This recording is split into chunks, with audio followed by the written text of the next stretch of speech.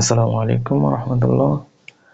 আজকে একটা top news নিয়ে আলোচনা করব, সেটা হচ্ছে আফগানিস্তানের হাসপাতালে বিমান হামলা। আফগানিস্তানের একটি মাদক আফগানিস্তানের পুনর্বাসন হাসপাতালে হাসপাতালে বিমান বিমান হামলায় হামলায় অন্তত 400 জন সেটি নিহত হয়েছেন, এতে আফগানিস্তান আহত দায় হয়েছেন বর্তাচ্ছে 2 পাকিস্তানের উপর, শতাধিক। কিন্তু পাকিস্তানের সেনাবাহিনী হামলা চালিয়েছে বলে পাকিস্তান দাবি সেটি করেছে আফগান সরকার, অস্বীকার করে তবে এই বলছে দাবিকে এই মিথ্যা বলে হামলা উড়িয়ে তারা দিয়ে করেনি। খবরে যেটি এসেছে, প্রথম আলো লিখেছে, আফগানিস্তানের রাজধানী কাবুলে গতকাল সোমবার বিমান হামলায় অন্তত 400 মানুষ নিহত হয়েছে বলে দাবি করেছে তালেবান সরকার। তারা দাবি করেছে, গতকাল স্থানীয় সময় রাত ৯টা নাগাদ কাবুলে মাদকাসক্তদের জন্য নির্মিত পুনর্বাসন কেন্দ্রে এ হামলা চালানো হয়েছে। তবে পাকিস্তান তাদের এ দাবি অস্বীকার করছে। আফগান সরকারের উপমুখপাত্র আবদুল্লাহ রিফাত বলেছেন, হামলায় অন্তত 400 মানুষের মৃত্যু হয়েছে। তিনি বলেন, স্থানীয় সময় রাত ৯টা নাগাদ উমর এডিকশন ট্রিটমেন্ট হাসপাতালে মাদকাসক্তি নিরাময় কেন্দ্র, যেটা হামলা চালানো হয়েছে।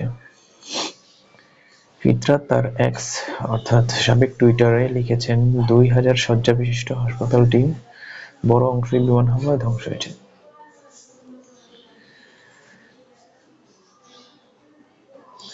এটা হচ্ছে আফগানিস্তানের পাকিস্তানের হামলা নিয়ে।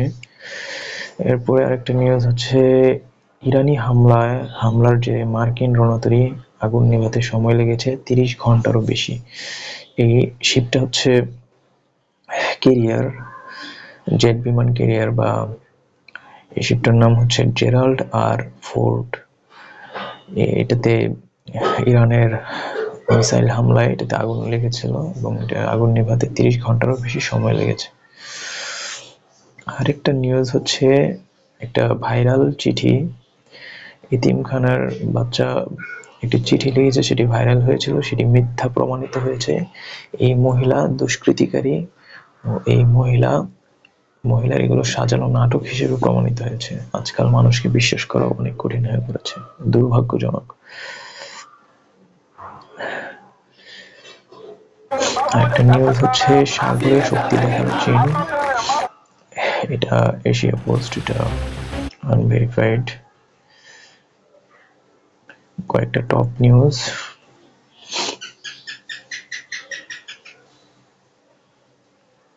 টপ নিউজ ছিল। তো যারা ভিডিওটি দেখেছেন, চ্যানেলটি অবশ্যই সাবস্ক্রাইব করবেন এবং একটি লাইক কমেন্ট করবেন ও ভিডিওটি ভালো লাগলে শেয়ার করবেন। ধন্যবাদ।